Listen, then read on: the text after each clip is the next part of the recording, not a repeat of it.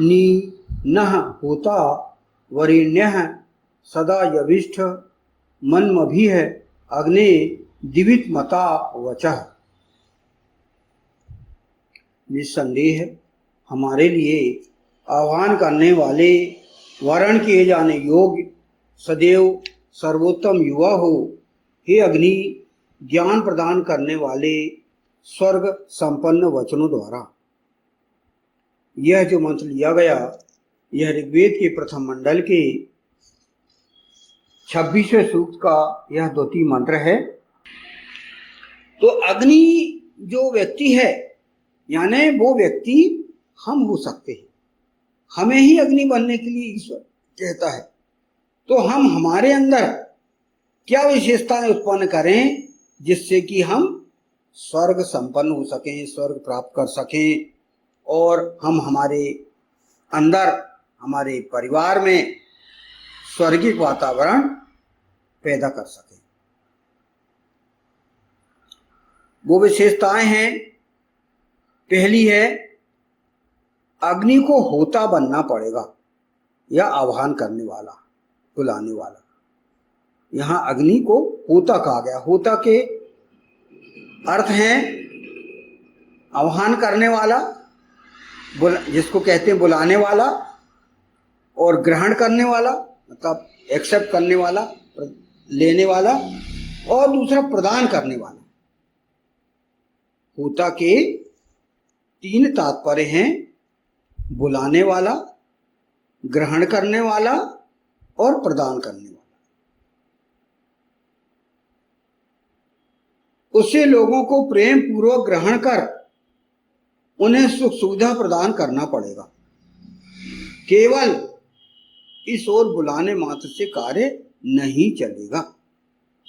यहां पर हमें तीनों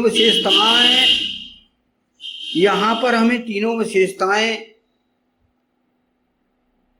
ज्ञात करना होगा, और तीनों विशेषताओं से हमें अपने आप को संपन्न करना होगा। पहला, दूसरों को बुलाएं, अर्थात ईश्वर की उपासना के लिए बुलाएं। हम स्वयं उपासना करें ईश्वर की, और दूसरों को भी उपासना करने के लिए आह्वान करें, बुलाएं।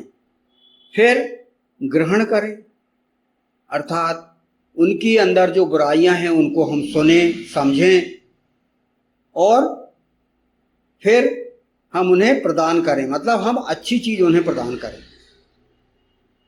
उनकी बुराइयों को पहले सुनें, समझें, और हम अच्छाई उनको प्रदान करें, सकारात्मक सोच उनको दें, जीवन जीने की कला उनको बताएं। और यह कार्य केवल बताने बोलने अकेले से नहीं होगा, यह हमें करके दिखाना पड़ेगा। यह जो मंत्र है हमें एग्जीक्यूट भी करना होगा, विनियोग करना होगा, हमें जीवन में अप्लाई करना होगा। हमें बातें करने से काम नहीं चलेगा, इसलिए कर्म करने के लिए कहा गया है। कर्म प्रधान विश्व करी राखा। कुछ होते हैं सिर्फ बातें भर कर करके ढेर लगा देते हैं, वो करते कुछ नहीं। मनसा वाचा कर्मणा, यह कार्य हमें करना होगा। जब तक हम हमारे मन से समर्पित होकर दूसरों को आह्वान नहीं करेंगे तब तक काम नहीं चलेगा। तब तक हम उनको बुलाएंगे नहीं तब तक काम नहीं चलेगा। और हम कर्म के द्वारा उनकी सहायता जब तक हम नहीं करेंगे, उनके अंदर जो कमियां हैं जब तक हम नहीं निकालेंगे तब तक काम नहीं चलेगा। आह्वान करने वाला, ग्रहण करने वाला और प्रदान करने वाला, ये तीनों विशेषताएं हमें हमारे अंदर उत्पन्न करना पड़ेगा, और दूसरों को भी वह विशेषताएं शिफ्ट करना होगा। यह कहा गया है, मतलब अग्नि को पहले होता बनना है। होता के अंतर्गत तीनों विशेषताएं यहां पर बताई गई, बुलाने वाला, ग्रहण करने वाला और प्रदान करने वाला। फिर यहां पर दूसरी विशेषता बताई गई। दूसरा है अग्नि को ऐसा व्यवहार करना है जिससे हर कोई उसका वर्ण, उसका अनुगमन करना चाहे। यानी जो अग्नि है उसके अंदर क्या विशेषता होना चाहिए? कि उसे हर कोई पसंद करे, हर कोई चाहे कि उसका अनुगमन करना चाहे कि मैं ऐसा बनूं, हीरो वर्शिप उसके प्रति होना चाहिए। ये विशेषता हमें अपने अंदर लाना है। हर कोई क्या चाहता है? हर कोई चाहता है कि वह अच्छा आदमी बने, नैतिक बने। हर व्यक्ति चाहता है कि मैं अच्छा बना रहूं, बढ़िया बनूं, दिल से चाहता है। धनवान भी बनना चाहता है और मान सम्मान प्रतिष्ठा यश यह भी वो चाहता है। अर्थात हर कोई चाहता है, पुरुष चाहता है औरत धन और राज्य, और नारी भी चाहती है, औरत भी चाहती है कि पुरुष धन और राज्य वो भी चाहती है। तो ये सुख के साधन है। सुख प्राप्त इस प्रकार से करना चाहता हर कोई। तो वो कैसे बने? तो उसके लिए आपको ऐसे व्यक्ति का वर्ण करना है, ऐसे व्यक्ति को देखना है, चुनना है जिसके अंदर ये सारी विशेषताएं हों। तो ऐसा हमें बनना है और उसके लिए हमें ऐसे व्यक्ति को ढूंढना है, ऐसे नायक को ढूंढना है जिसको हम फॉलो कर सकें, जिसका हम अनुगमन कर सकें। तो ऐसा व्यक्ति कौन है? ऐसा व्यक्ति सतयुग में भगवान विष्णु, त्रेता युग में भगवान राम और द्वापर युग में भगवान कृष्ण के अलावा कौन हो सकता है? बताइए आप। यदि व्यक्ति सर्वांगीण विकास करना चाहता है, हर प्रकार से अपना उत्थान करना चाहता है, तो वो किसे ढूंढेगा? उसे ढूंढेगा जिसके अंदर सर्वशक्तिमत्व प्राय होने की शक्ति हो। सर्वशक्तिमान तो ईशान परम परमात्मा है, लेकिन उसकी कुछ विशेषताएं तो हमारे अंदर होना चाहिए। थोड़ा अंश तो होना चाहिए कि हम कुछ शक्तिमान बन सकें। और धन दौलत अकेले से ही उपलब्धि प्राप्त नहीं होती। हम चाहते हैं कि हमारे अंदर मन की शक्ति हो, आध्यात्मिक शक्ति हो, धार्मिक शक्ति हो, धन हो, दौलत हो, यश हो। तो अर्थात धार्मिक शक्ति यानी आध्यात्मिक शक्ति, फिर आर्थिक शक्ति और तेज ऊर्जा, ये हमारे अंदर होना चाहिए।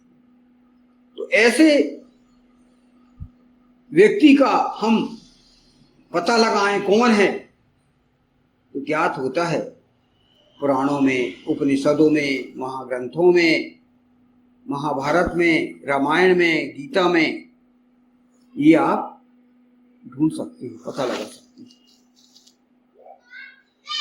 वे हैं भगवान विष्णु, भगवान राम, भगवान कृष्ण, और भी जो युगनायक हैं जिन्होंने सर्वांगीण उपलब्धियां प्राप्त की हुई हैं, वे व्यक्ति हो सकते हैं। उनका हमें वर्ण करना है, तो उनको देख के हमें भी चलना है कि किस प्रकार वो वेद पर आचरण करते थे। तो ये हुई दूसरी विशेषता। पहली विशेषता हुई हमको अग्नि को पोता बनना है, और दूसरा विशेषता ऐसी है जो कि वर्ण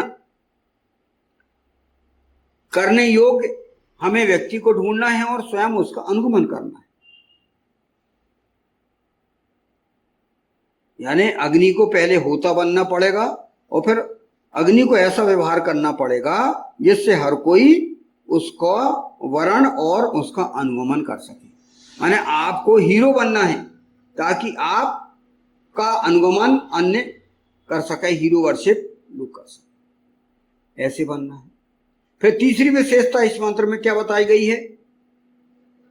उसे सदैव युवा रहना पड़ेगा। अर्थात जो अग्नि है, जो वेद का पर आचरण करना चाह रहा है, वेद का अनुगमन करना चाह रहा है, उसे सदैव युवा रहना पड़ेगा। उसके विचार कभी भी पुराने नहीं पड़ने चाहिए।